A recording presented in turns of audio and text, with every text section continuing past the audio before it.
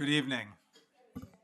Good evening. On behalf of the director, Susan Weber, it's my pleasure as Dean to welcome all of you here tonight for the third and final of this year's Leon Levy Foundation Lectures in Jewish Material Culture. A welcome to you and also to those watching us around the world and in the future on BGC TV, and to acknowledge to you and to the future that Berg Graduate Center on West 86th Street unfolds its intellectual life on the ancestral homelands of the Lenni Lenape peoples.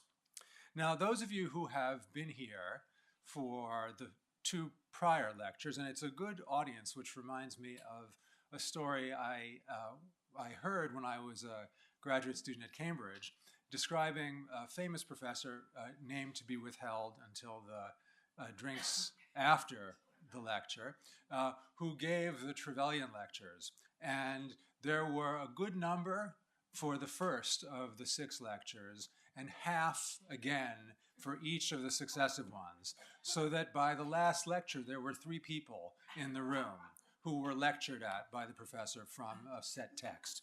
So I'm glad that we are not facing that situation, and I take it as an endorsement of what we've been hearing. And so today we really come to the conclusion of the story, a story that's unfolded from the middle of the 1920s, and the challenge of thinking about what the history of Jews from their material remains would look like, and especially the history of Jews from material remains in the land of Israel, then Mandatory Palestine. And we have followed that story on into the modern state of Israel, into the second half of the 20th century. And we come really today to the climax of the story, the question of how the future study of Jewish material culture will look, and how questions that are central really to the challenge unfolded both by Eleazar Sukenik in 1928 and Ludwig Blau in 1926, the questions of what is Jewish and what is archaeology when it refers to Jews are really the challenges, I think, that Professor Weiss will unfold for us tonight. If you haven't been to either of the 2 previous lectures, Zeev Weiss is the Eleazar Sukenik Professor of Archaeology at the Hebrew University, where he did all of his previous degrees. He has lectured and been a fellow at the École Pratique des Hautes Études in Paris, the Maison Méditerranéenne des Sciences de l'Homme in Aix. He's been a fellow at the Institute for the Study of the Ancient World across the park, and a visitor at the Institute for Advanced Studies at Princeton. He has, since 1990, been the director of the dig at Sepphoris in the Galilee, and about that dig he has published 2 major volumes, and also, most recently, with Harvard University Press, a book on spectacles, circuses, public games in Rome and Palestine. And so with that, and for what I am sure will be the rousing conclusion to this year's series, it's my great pleasure and honor to welcome Zeev Weiss.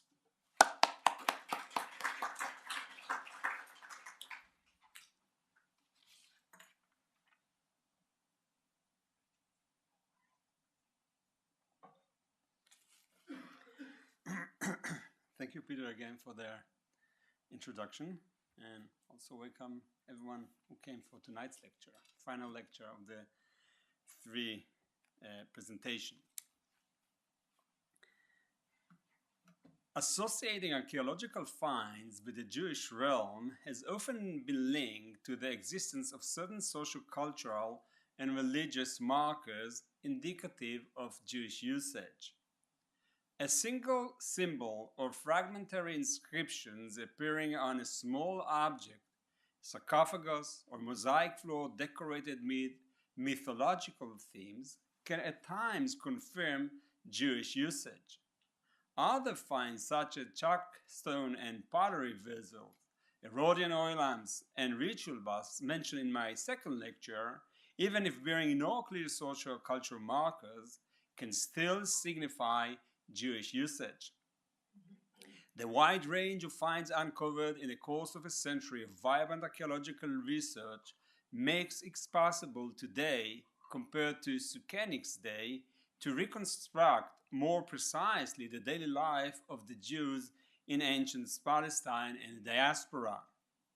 While some of them represent communal needs required for maintaining Jewish lifestyle and others relate to daily life in the private realm, they all suggest that the local Jewish population's identity was relatively homogeneous.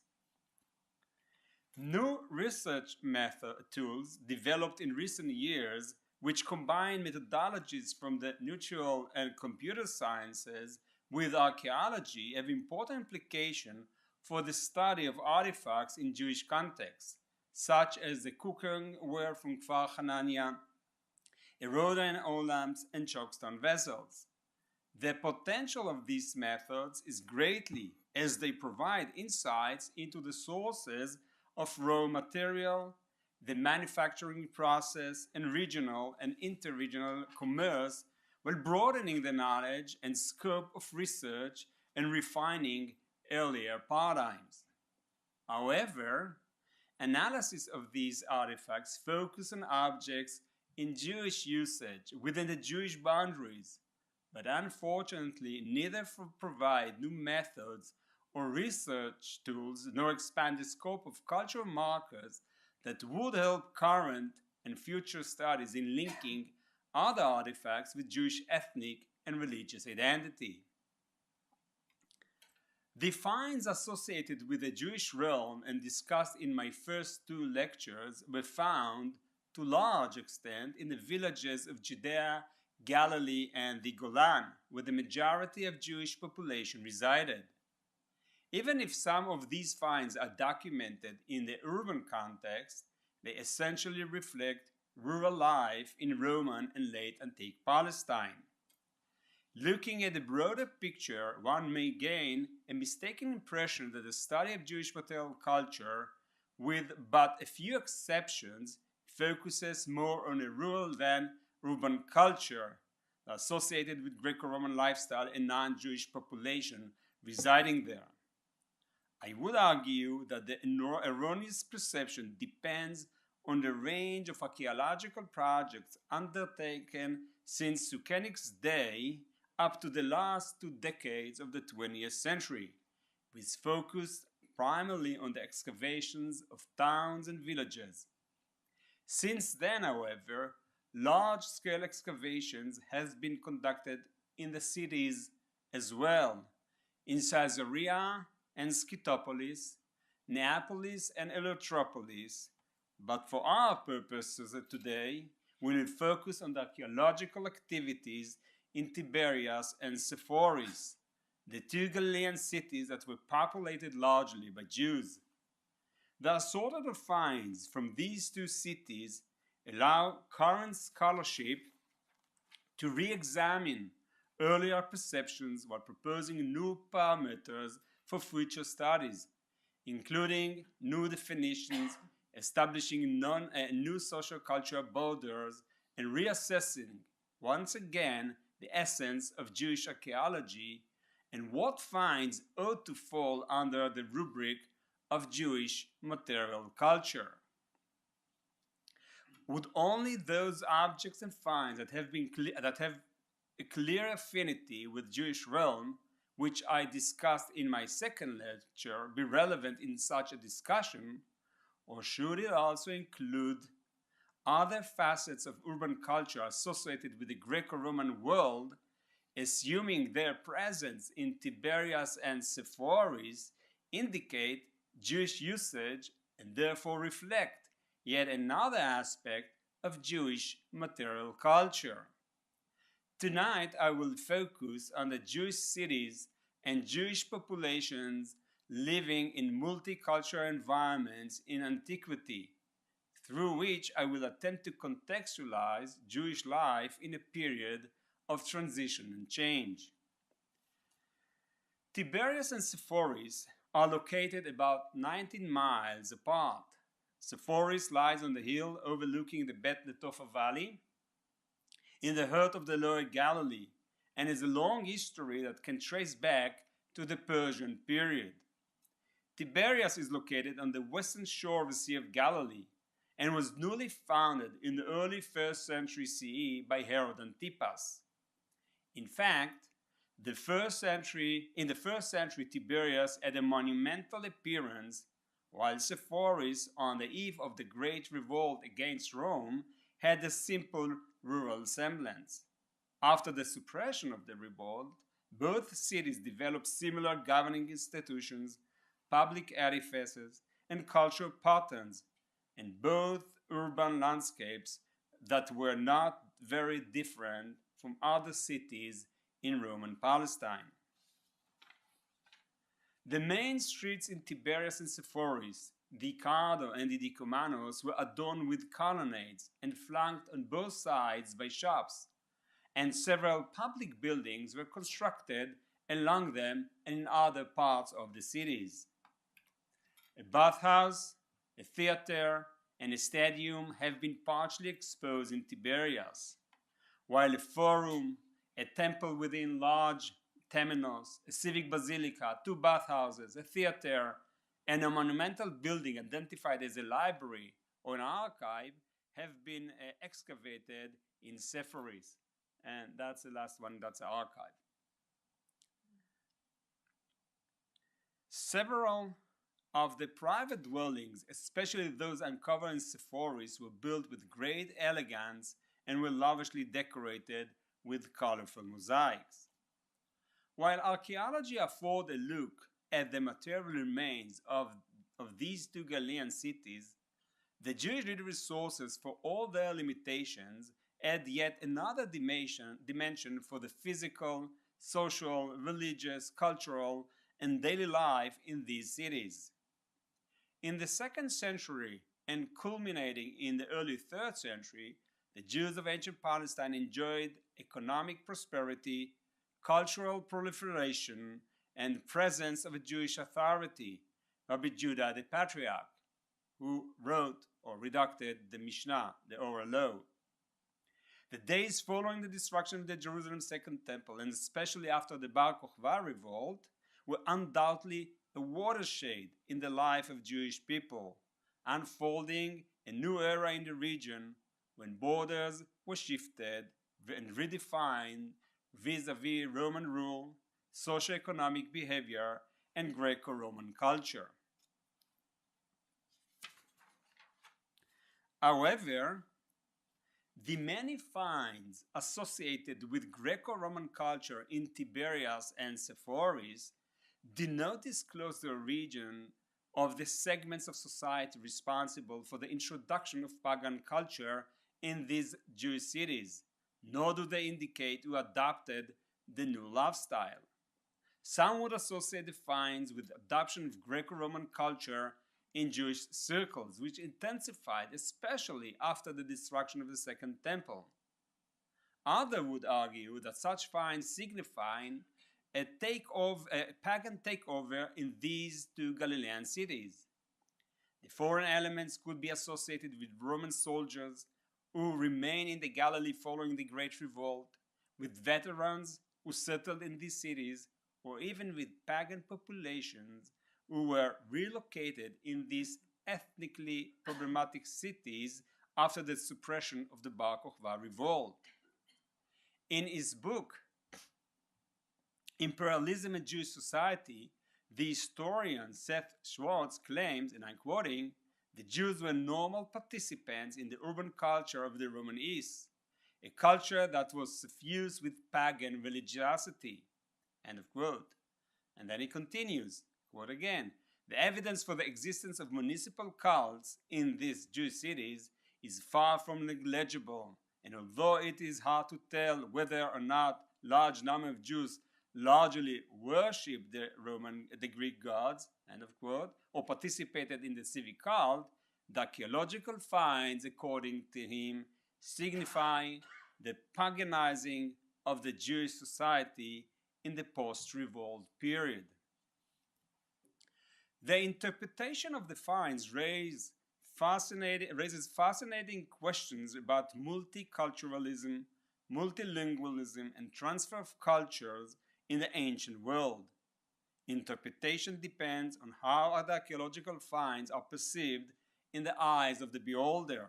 It begs the question of defining limits, shifting borders, and the extent to which Jewish community was willing to go in adapting foreign influences into its life. Recent archaeological remains from Sepphoris are far richer and more varied than those in Tiberias, and shed new light on the architectural, artistic, cultural, religious, and daily life in this Hellenized city. The distribution of finds throughout the site, including some cultural markers, have helped define the demographic composition in the city in the times of shifting border. Most of the common people in Sepphoris resided in simple houses dispersed throughout the city that contain ritual baths, mikvaot, and the numbers on the map indicate the number of ritual baths found throughout the site.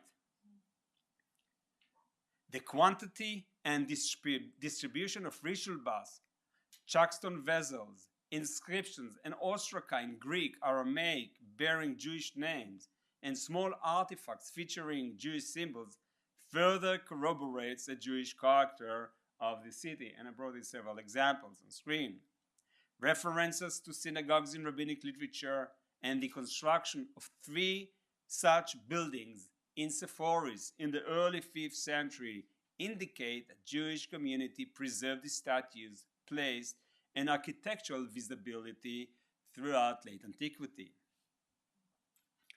In light of the rich finds from Sepphoris compared to those from Tiberias, our discussion will focus heavily on the evidence emerging from Sepphoris, though it should be remembered that both cities flourished in Roman Empire and a comparable multicultural environment that was embraced by their Jewish population as well. I will illustrate and clarify this point with 3 examples, one from private sphere and 2 from the public realm. The house of Dionysos, constructed around 200 CE on the eastern Acropolis of Sepphoris, bears an architectural and artistic resemblance of other personal homes of the upper class in the Roman world. The floors in the many rooms inside the building were originally paved with mosaics featuring colorful geometric patterns. The most outstanding mosaic was located in the dining hall, the triclinium, whose decorated area forms the letter T to conform with the seating arrangement in this Roman-style room. The central carpet of the mosaic is decorated with 15 panels portraying scenes from the life of Dionysos and his cult, featuring Dionysos, Heracles, Ariadne, and possibly Silenus, as well as satires and menads. And the U-shaped strip that at the bottom of the screen, south of the main carpet, depicts procession of people preparing for Dionysiac festivities. And I'll show you here only one segment of the entire mosaic. The location of the house of Dionysos on the Acropolis, its dimension, and especially its elaborate ornamentation indicate that it was intended to be used by a prominent family in the city. If the Dionysiac mosaic had been found in one of the pagan cities of ancient Palestine, we would accept its existence as a normative. However, its appearance in Sepphoris at a time when most of the city's inhabitants were Jewish prompts us to ask who resided in this magnificent house and what can the mosaic floor in the triclinium tell us about its owners. No evidence from the excavations other than the mosaic itself was found inside the building or in its immediate surrounding to indicate conclusively the identity of the homeowner or the family that lived there.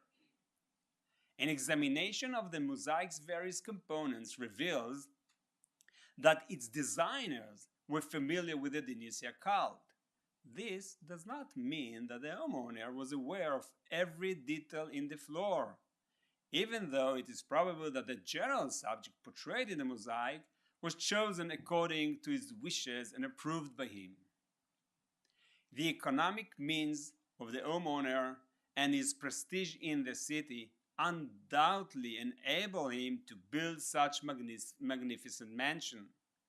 The mythological scenes embedded in the mosaic may suggest that he hailed from the city's pagan population, although it is not inconceivable that one of the wealthy Jews in the city lived there. This conclusion may not be far off the mark, since in a society in which the story of the Leda and the Swan is depicted on a sarcophagus in nearby Bet She'arim, that's on the left, or in which the sun god Helios is appear on floors of synagogues, that's on the right, it is equally possible that the depiction of the wine god Dionysos appeared in triclinium of a private home. The Jewish population of Sepphoris was diverse and included inhabitants of considerable financial means who could afford to erect such a building. Such an assumption is theoretically logical, but I would go one step further and argue, as I did elsewhere, that the house of Dionysos may have been owned by Rabbi Judah the Patriarch himself, who was a member of the city's wealthy class. It is not inconceivable, therefore, that this prominent figure may have lived in such a magnificent house, having succeeded in crossing boundaries in order to draw the pagan world closer to him, while at the same time maintaining a position of strength and security among the Jews. This suggestion is based not only on the assumption that the patriarch lived in a large and extravagant home, but also on the fact that he was extremely wealthy and capable of financing its great building costs. Rabbi Judah's economic strength and political status indeed could afford him the power and means to build his mansion in this central and strategic spot of the city and to maintain a lifestyle befitting his stature. The house of Dionysos was built not far from the residential district. The many ritual baths found here attest to the identity of the local residents, whose simple dwellings were discovered on the western part of the hill.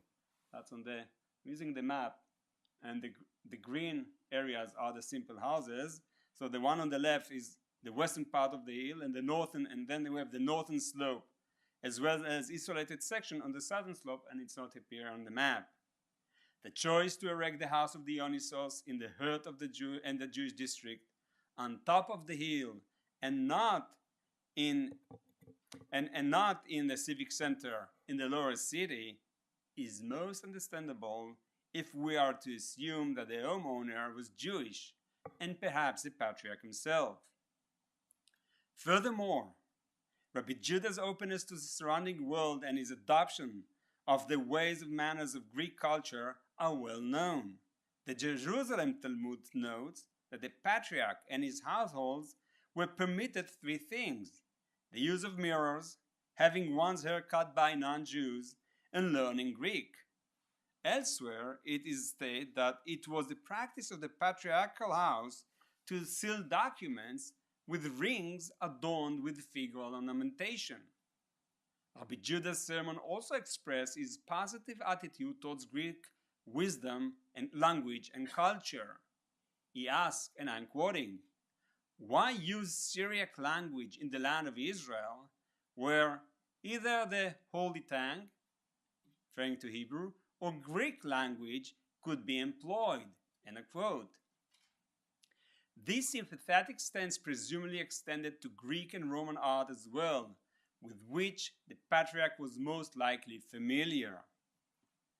The finds from Bet She'arim, the burial place of Rabbi Judah and his family, also demonstrate pagan influences on Jewish figural art.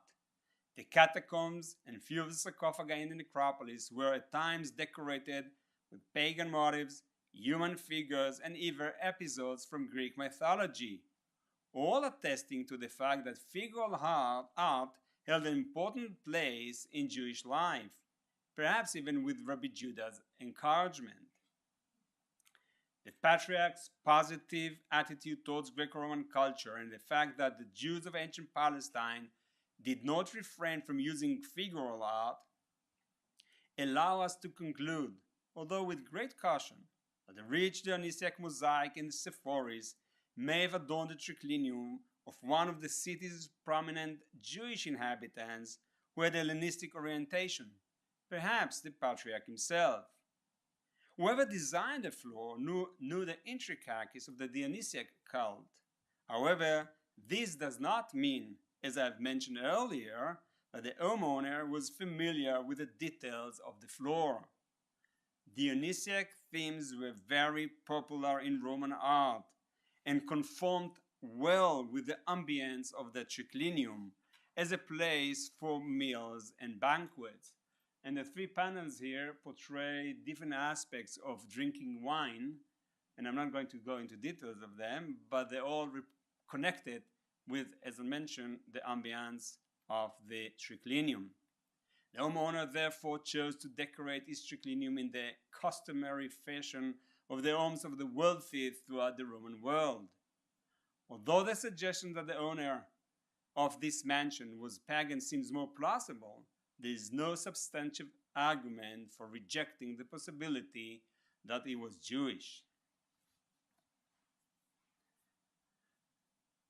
The monumental buildings in Tiberias and Sephoris show clear signs of proliferation of Greco-Roman culture in the region.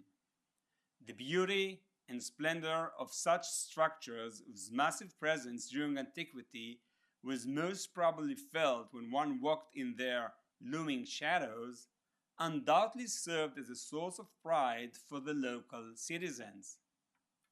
Among them are the prominent buildings for mass entertainment. A medium-sized theater dating to the early 2nd century was located in Sephoris on the northern slope of the hill, close to the Jewish residential neighborhood. That on the right, the image and the plan. And in Tiberias, a theater and a stadium marked on the map to the left, presumably built by Herod Antipas when he founded the city in 19 CE, were an integral part of this city's landscape. The existence of a theater and a stadium in a Jewish Galilee raises many questions about the archaeological finds and their implications for understanding the cultural patterns in these cities. We initiated the construction of buildings for mass entertainment in Tiberias and Sephoris. Which performances were held there, and at what frequency, and who funded them? To what degree were the Jewish inhabitants in this city involved in the theater and stadium performances, and who among the Jews, if any, attended these events, and was this a behavior a regular occurrence? Hypothetically, the buildings constructed in Tiberias and Sephoris could have been used primarily by the non-Jewish population in these cities. This social segment indeed frequented the building for mass entertainment, but it is doubtful that these edifices served only the non-Jewish population. The establishment and operation of such buildings were a municipal endeavor. Municipal institutions, and often the affluent residents of the city, motivated by their local allegiance, initiated, built, and maintained places of entertainment for the enjoyment of the local residents.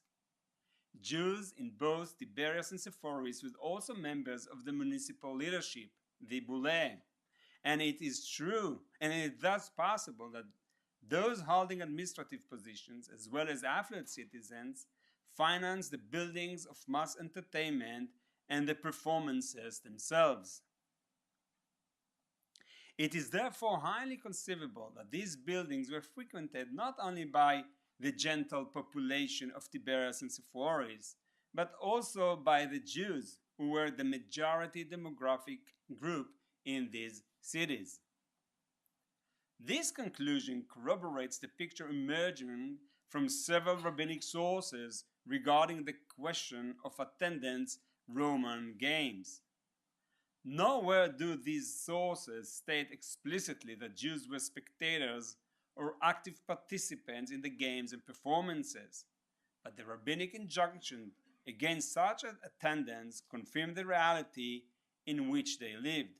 In fact, Jews residing in both Jewish and non-Jewish cities of Roman Palestine watched and participated in the games and spectacles despite the rabbis' ruling to avoid them.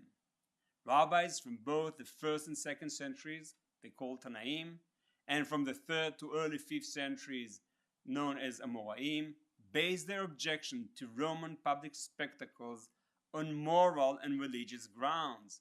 Although, as we shall see, a careful reading of the sources indicate a shift in their stance over a course of time.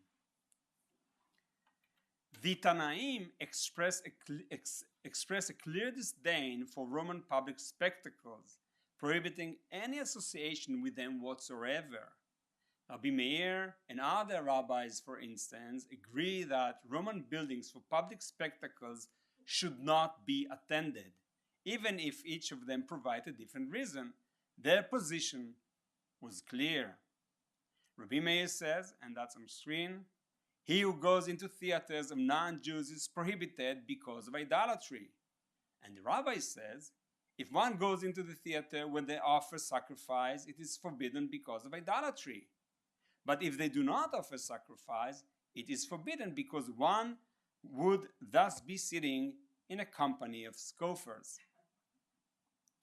The rabbis forbade attending the theaters and synagogues not only because of idolatry, but because the activities that took place in both venues were immoral.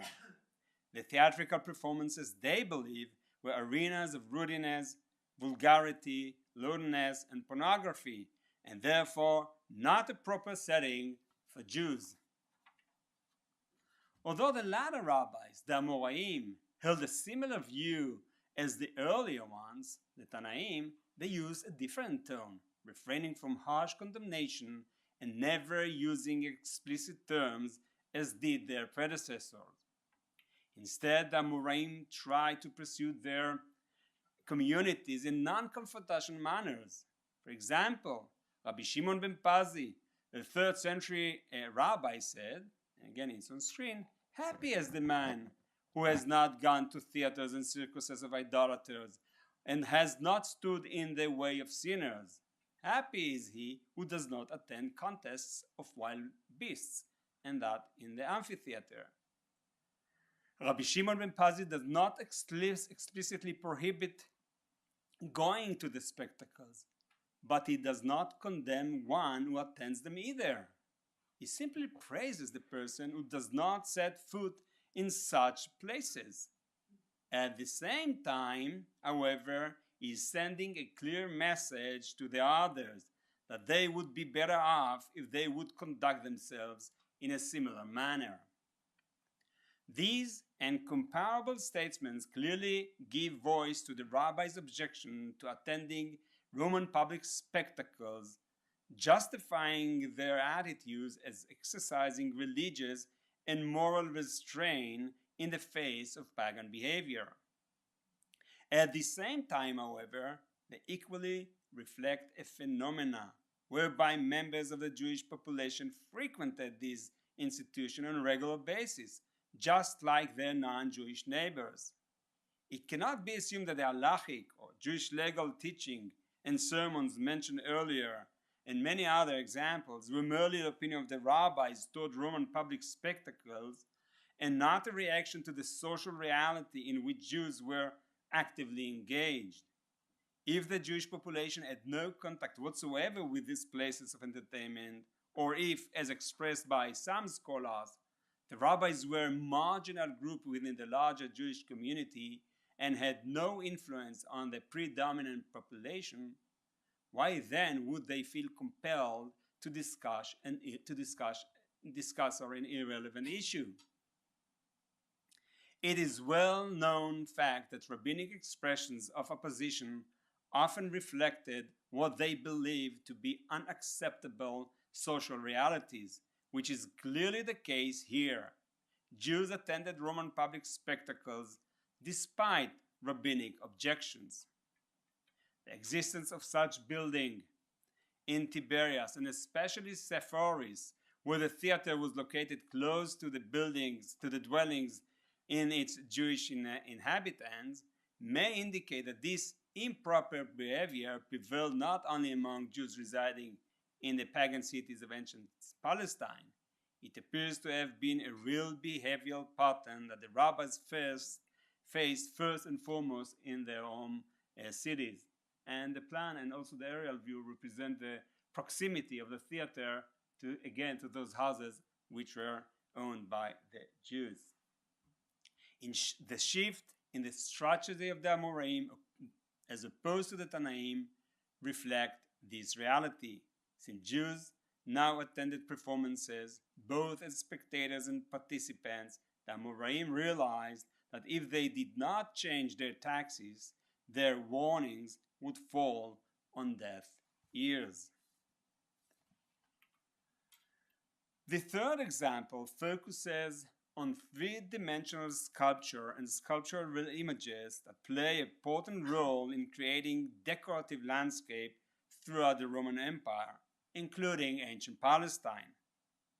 Sculptural imagery was an integral part of everyday Roman society, from the world of living to the resting places of the dead, both in public and private spaces. In his comprehensive survey of marble in Roman Palestine, Moshe Fisher concluded that although decorated marble sarcophagi were found in Bet She'arim, three-dimensional statuary was known only on the outskirts of the Galilee or in its immediate vicinity, on Mount Carmel, Legio, and Philotoria, but not within the Galilee proper, and the sites are marked on the map. At first, these finds seem to correspond to the general perception of Jewish society in late antiquity.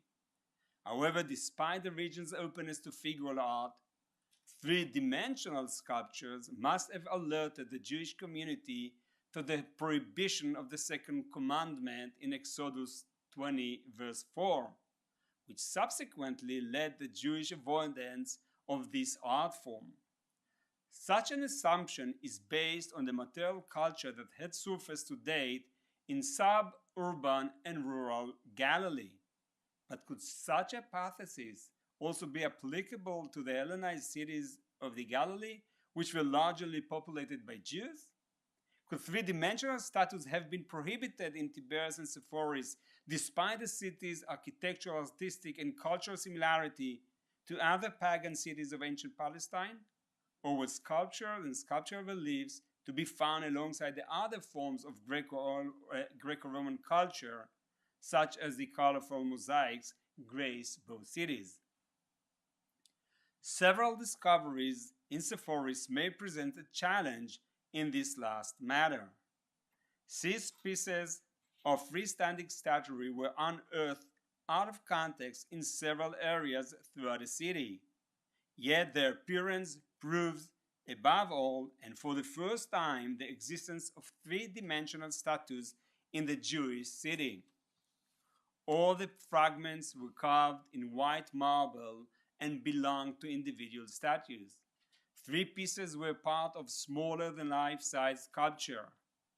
2 are simple body parts, and a third is the lower torso broken in the hip and the upper thigh of a delicate female figure, most probably a nymph, whose garments was gathered in front between the legs and covering the pelvic area while exposing the lower part of her body. The 3 other pieces belong to a life-size statues. 2 are parts of the lower leg, and the third, the one on the right, is a bare upper arm. Another artifact, that's on the top on the right, not fully regarded as freestanding statuary, but certainly belonging to a group of carved images in limestone sculpture of a lion's head found in the western bathhouse in the lower city. This figure may have adorned the water fountain inside the bathhouse, or what seemed more probable was placed in one of the niches in the bathhouse central caldarium, the hot room. And the reconstruction here suggests the location of this lion's head. The appearance of lion's head or mask of a human in fountains is often a test in Roman times and is documented in our region as well. The Tosefta tells us that such elements were also familiar to the rabbis, who remarked that, and I'm quoting, figurines that spout water in towns, one should not place one's mouth on its mouth and drink, end of quote. However, drawing water from such fountains was not prohibited by the rabbis, who offered alternative methods for this act. The finds from Sepphoris may also suggest that this rabbinic discussion reflects the realia in their city.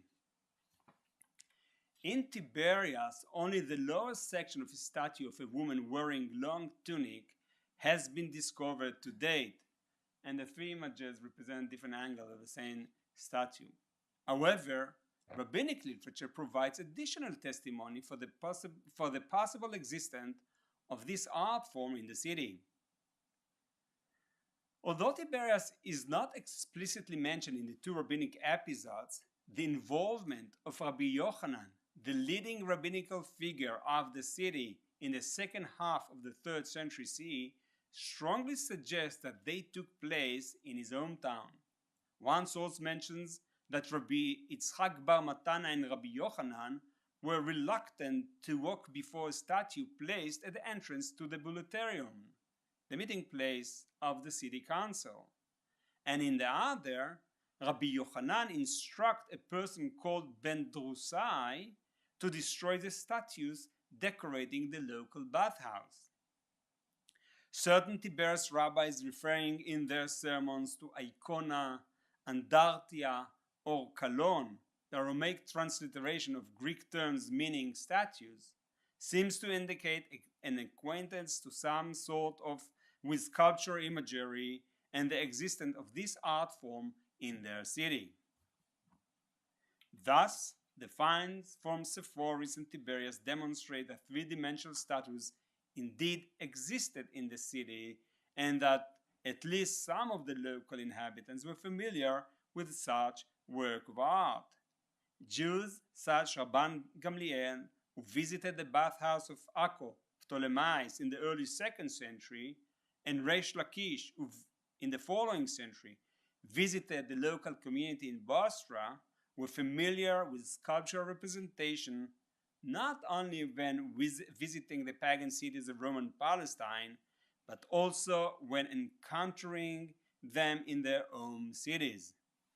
Nevertheless, it seems that the number of sculpture and the repertoire of images in the two Galilean cities might have been somewhat limited compared to what existed in most pagan cities in the region. And the reason I am saying that, because the number of sculptures found in every pagan city throughout the country is extremely large, whereas, as you saw in Tiberias and Sepphoris, so far only a few examples were found.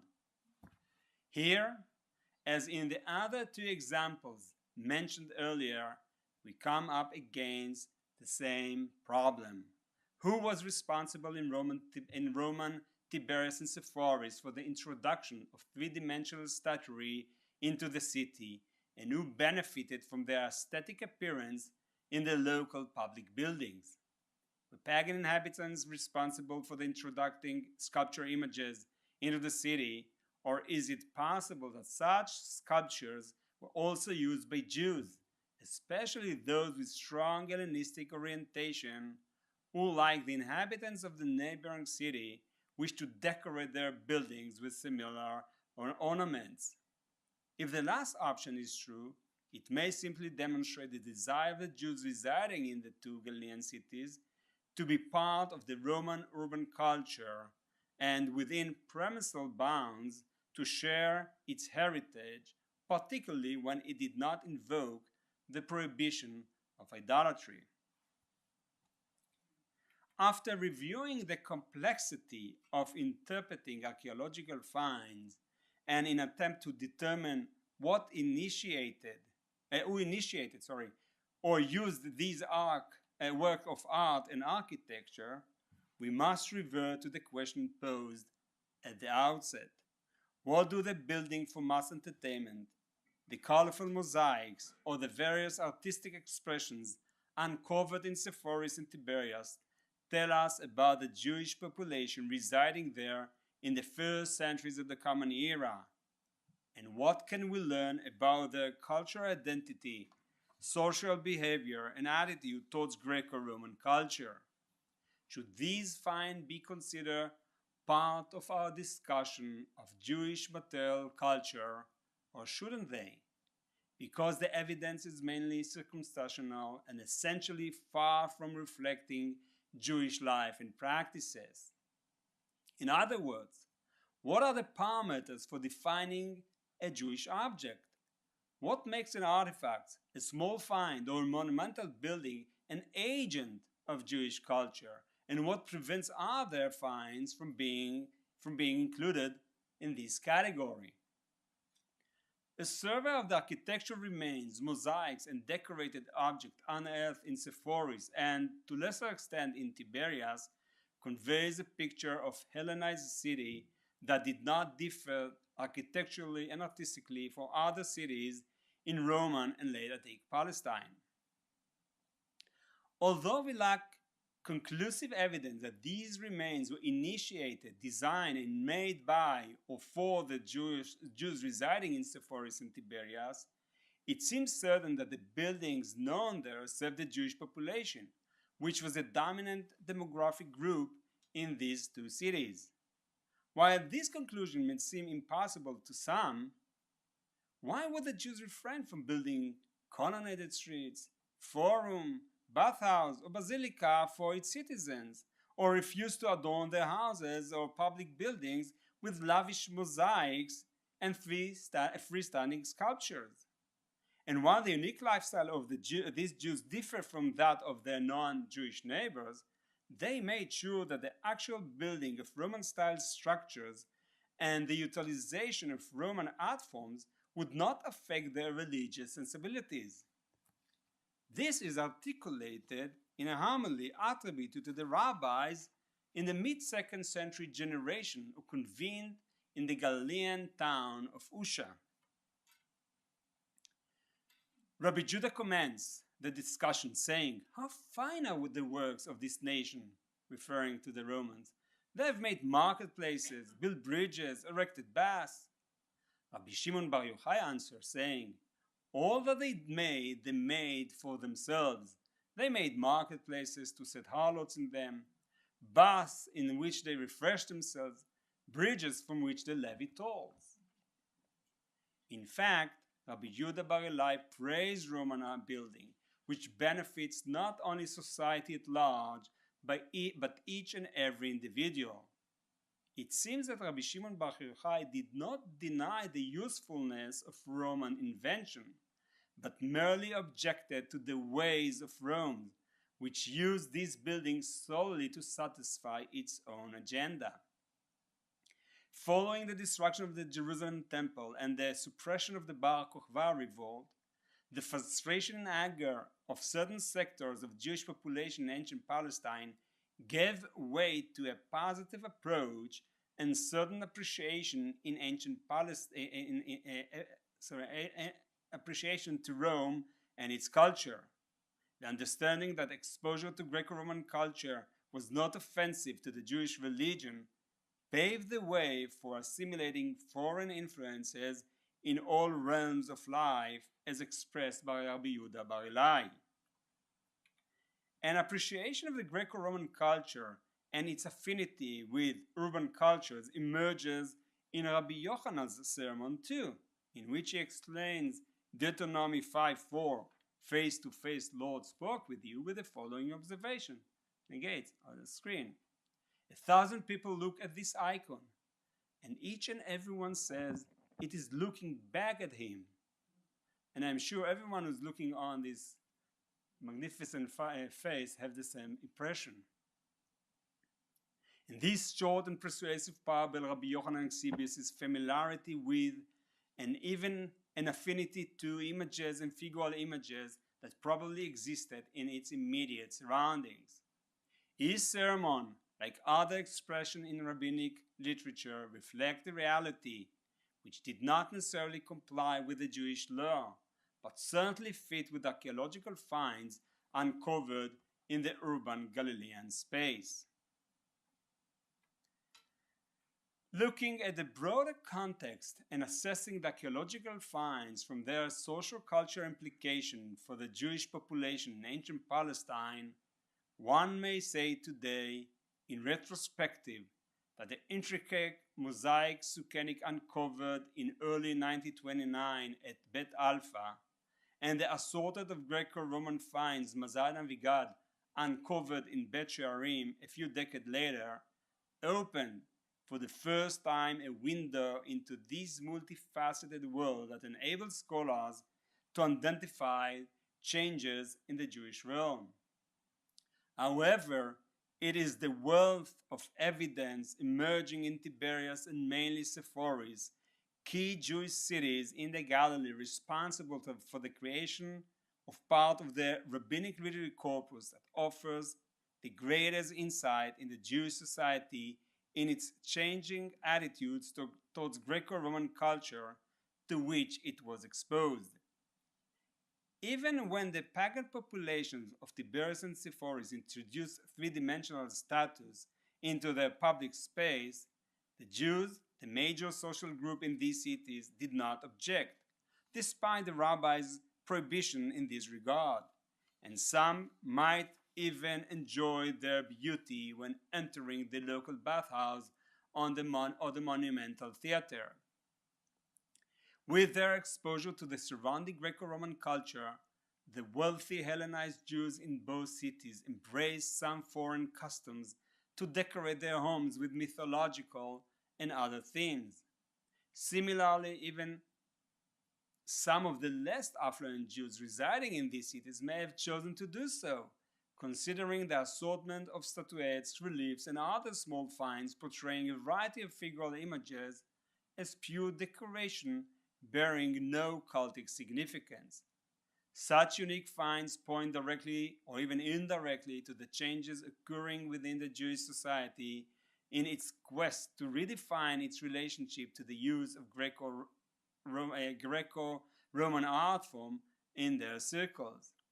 Nevertheless, it should be remembered that these changes, as manifested in the finds from these Galilean cities and elsewhere, did not happen overnight or in all strata of Jewish society. It was an ongoing process that intensified in the course of the Mishnaic and Talmudic period, reaching a peak in the 5th and 6th century CE. Concluding today's lecture, with an eye towards summing up my three presentations, one thing became clear. Jewish archaeology had made great strides since Eleazar Sukenik's activity and until today. Within less than a century, it had become a vibrant, fascinating, and dynamic discipline. The study of Jewish material culture in the early days was confined to the Jewish realm, asking what specifically is Jewish about Jewish daily life. The insights that have crystallized throughout a century of extensive research will serve as a foundation for any current and future discussion pertaining to Jewish life in late antique Palestine and also the diaspora. And yet, the rich and varied finds uncovered more recently in both the urban and rural realms should take us in a different direction. Rather than asking the simple question, what is Jewish about Jewish daily life? Future studies ought to step out of the box, cross the rigid borders in search of the manifestation of cultural behavior in the Jewish realm, and investigate how the Jews of late antiquity participated in the empire-wide culture while maintaining their self-identity in a period of transition and change. Thank you.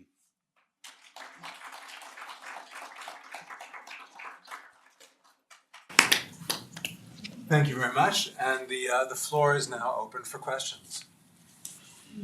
I see one hand. As I understood it, we got pretty well through the end of the 3rd century in terms of evidence of cultural linkages with what was going on around it. I guess my question is there a period after that by which the will of the rabbis in saying thou shalt not participate in these cultural activities started to become dominant? No. When you look on, I didn't go in my lecture into the synagogue. When you go in the synagogue, you see extensive use of zodiacs, for example. I think I referred to it in my 2nd lecture. Those zodiacs are dated from the 4th, mid-4th up to 6th century. And then you have other expressions that show that there's a continuous use or even expansion of use of forms coming from outside. But you have to know that once we're getting to the 5th and 6th century, there are new, there's also Christian influences, and even those were not rejected by the rabbis. The major thing, we don't know how much really rabbis ruled the synagogues or the community. That's the biggest question, and there's a disagreement. Yeah. But I think I'm using rabbinic sources because that's the only sources we have. And you see that also rabbinic sources reflect certain expression of influences. So I think it's really becoming part of the discussion that once you're using sources and you look at the material, it becomes evident that the Jewish society was exposed already by the end of the 2nd century and increased over the 3rd century and later on. Just acculturation. Harrowing. Casper. I think maybe the lesson of those 3 talks altogether, in sum, for me, is actually that we shouldn't try to pinpoint Jewish culture archaeologically by tracing it sort of microscopically in the ground, but we should ask why we are in a historiographical context where the role of Jews are minimized. For example, the term Hellenistic is meant originally Jews who speak Greek, right? Yeah. In scholarship, as we use it today, it derives from Droysen, who wrote that first new history of the Hellenistic world in 1830s, and he understood it as to denote the world where Greeks and Orientals, Aryans interacted, especially as a preparation for the rise of Christianity. So ultimately the question is about our historiographical paradigms, a lot of it. I'm not sure I understood the question. Right. I think in this last lecture, for me, you showed that we have to see Palestine in a much broader Mediterranean context, rather than just trying to find, for example, in Sepphoris, find one household which was inhabited by Jewish families, or one household which was inhabited by Greeks or whoever else, Romans. So I guess if we take the lesson from that, it's really a question of how we arrived at a history of archaeology at a point of view where we ask these questions, rather than asking for the broader contributions of Jewish culture to that Mediterranean koine.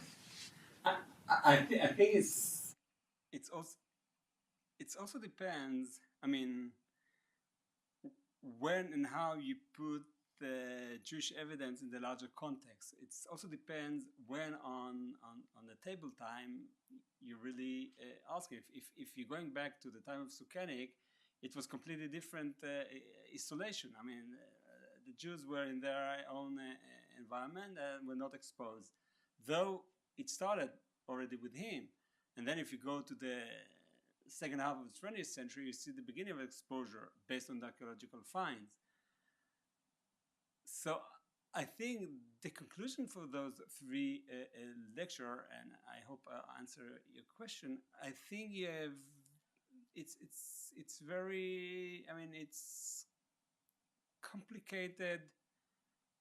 It's complicated depiction, and it also depends. It's a multifaceted society, and you can't generalize and say the Jews do that and that and that. I mean, in varied segments within society where some people were more strict and others were less strict, and some were willing to adopt and others were less willing to adopt.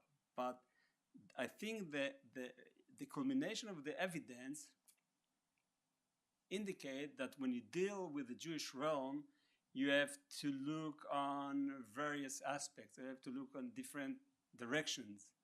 And I think the new evidence that really emerged from Sepphoris, it's really opened the set of questions, what is Jewish archaeology and how you refer to Jewish archaeology. And it's a kind of a paradigm that when you go back to the definition of Hellenism in the East, it's true that Hellenism in the East is something like a combination between the Eastern culture and the Greek world, but it's also connected with the Jewish realm, which was exposed later on, not in the 3rd century. I mean, the first expression of exposure to the Hellenistic world starting only in the Hasmonean period, in the late Hasmonean period, sometimes around 100 BCE. It's later development. And also then it's on small scale. And it's a kind of a snowball that goes bigger and bigger. But so I think it also depends on what time of you're looking and what the evidence you're using in order to evaluate the attitudes of the Jews to Greco-Roman culture. If I could just follow up Kasper's question. I mean, both Blau and Sukenik 100 years ago used the terms Jewish and archaeology in a very unproblematic way. They were pretty confident about what they thought Jewish was and what they thought archaeology was. And I think, what's happened in 100 years since then is that we're much less certain about what those terms refer to. The category much bigger and the edges are much fuzzier. But there was one thing in particular. In Blau's article from 1926, he says the title is Jewish Archaeology from a Christian Point of View. And he's thinking about Archaeologia Sacra from the 1580s and 1590s, which was essentially, it was when the catacombs were discovered, and it's essentially about the Christian iconography, right, the visual symbolism of Christianity. It's not really about the material culture. It's about the symbols and occasionally about objects, but as depicted. And I wonder if that sort of skews the whole early Sukenik and Blau treatment of Jewish archaeology to focus on the imagery as like a kind of marker, like on the doorpost, this is a Jewish house, that's not a Jewish house. First of all, we have to divide between Blau and Sukenik, which deals with the relationship between Jewish and the Christian world. I mean, it's different sets of questions, because when Sukenik and Blau speaks about parallels that exist in Christian art and Jewish art in terms of using biblical depiction, I'm dealing with much earlier period. I'm dealing with the Greco-Roman time. I'm dealing with the earlier expression which neither Sukenik nor Blau referred to. So that's something that we have to keep in mind. Now, as for your remark, I think that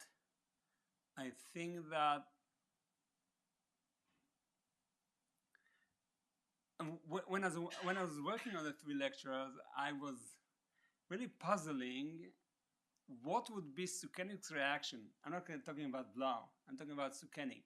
What would be Sukenik's reaction to the finds that are known today in Sepphoris, for example? Would he consider them as something that take it into consideration as part of the Jewish realm, or would it be completely different from him and put it aside? So I think we're dealing in different forms, different matters, and I'm not quite sure that I can see them. I don't know. I have to think about it. You had a hand up. In your talk, you only mentioned the synagogue once in your talk. Was this before synagogues were in use? This is after the temple was destroyed? And did the synagogue take the place of the temple, A? And B, did it become a cultural center in any of these towns that you find evidence of them?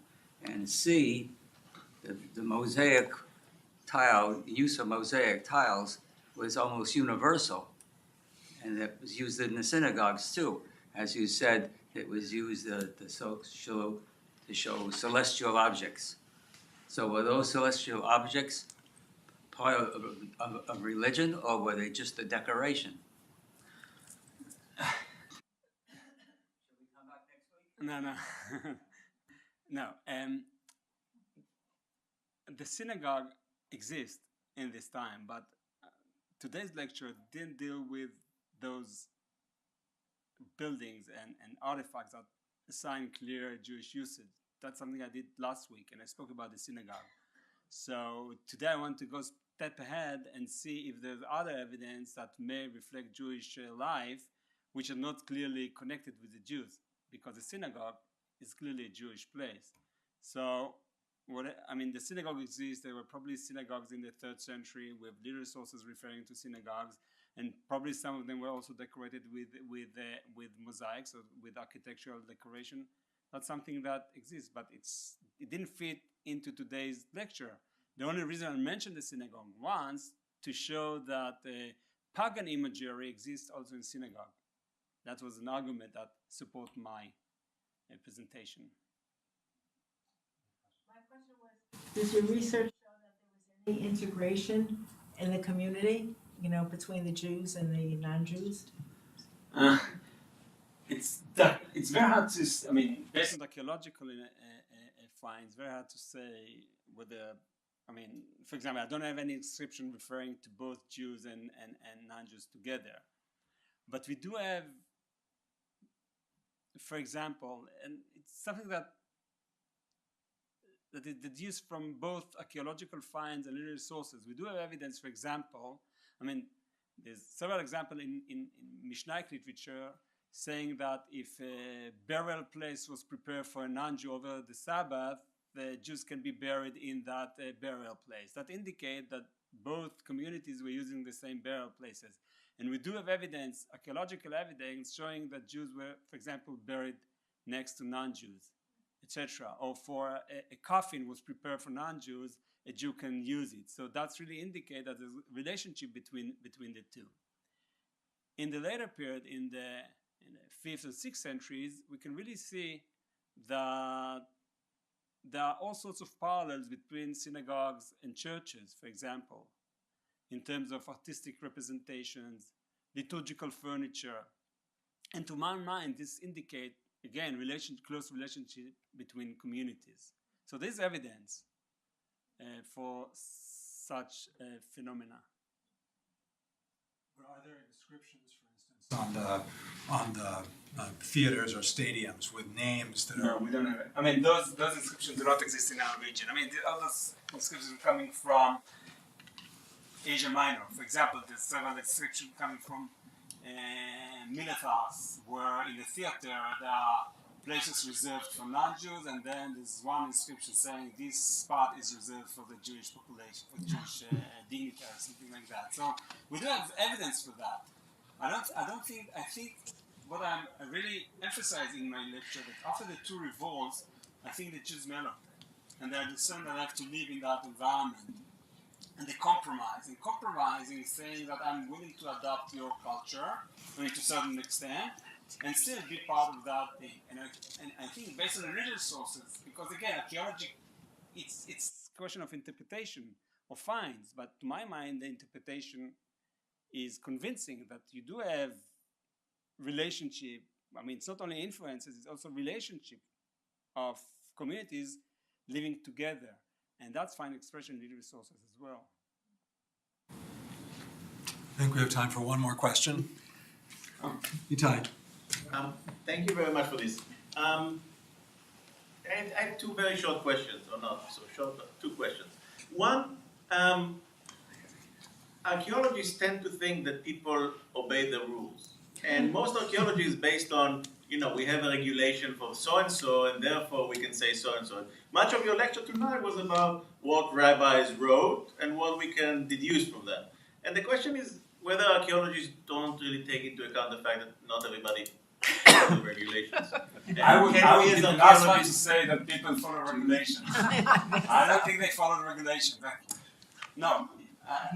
Let me answer your first question.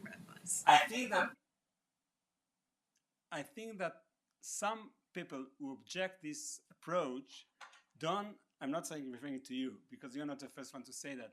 I think they don't realize that we don't have any other sources other than the rabbinic literature saying something about life in ancient Palestine. I'm not saying that people follow the rabbis. I don't think people follow the rabbis. I don't think rabbis were influential.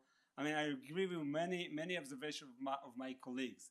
And still, I think it's a kind of literary sources that if you analyze it, to my mind, correctly, you can get interesting information regarding realia of late antiquity. But I didn't say anywhere that people follow the rabbis. I don't think they follow the rabbis. If you will, since the last lecture. So, question for the future. I mean, the nice thing about the work that you're doing in Eastern Mediterranean, that it's all part of a greater umbrella that we sometimes call the Roman Empire. And I wonder to what extent archaeologists are starting to think of a more comparative, even on a global scale, of archaeological research in which minorities, practice of minorities within the Roman Empire, not just in the Eastern Mediterranean, not just in Palestine, but beyond, even in India and other places, are being compared in order to really get the idea of what is to be a religious minority, archaeologically wise, within the greater empire. And I wonder if there's thinking about it or work being done. Definitely. I don't think I wouldn't go to India, but I would go to southern France, to Provence. And over there you see the indigenous population and how they've been exposed to the Roman culture. That's also about Germany, that's known also in England, and that's known also in certain parts of Asia Minor. I mean, comparison studies are the essential of our research. And unfortunately, I have time to do that in this lecture. But it's definitely, I think, especially today, I mean, in current research, the comparative aspects of social cultural phenomena, it's part of our work. Yes. Comparison will be the note on which we will end. We can very soon step outside and compare our views about this and the other lectures, which we can compare to this one. There are also different cheeses that are still out there that can be compared. There's red wine and white wine and different kinds of sweets. But before we embark on this project of comparison, let us thank for the 3 lectures Zeev Weiss.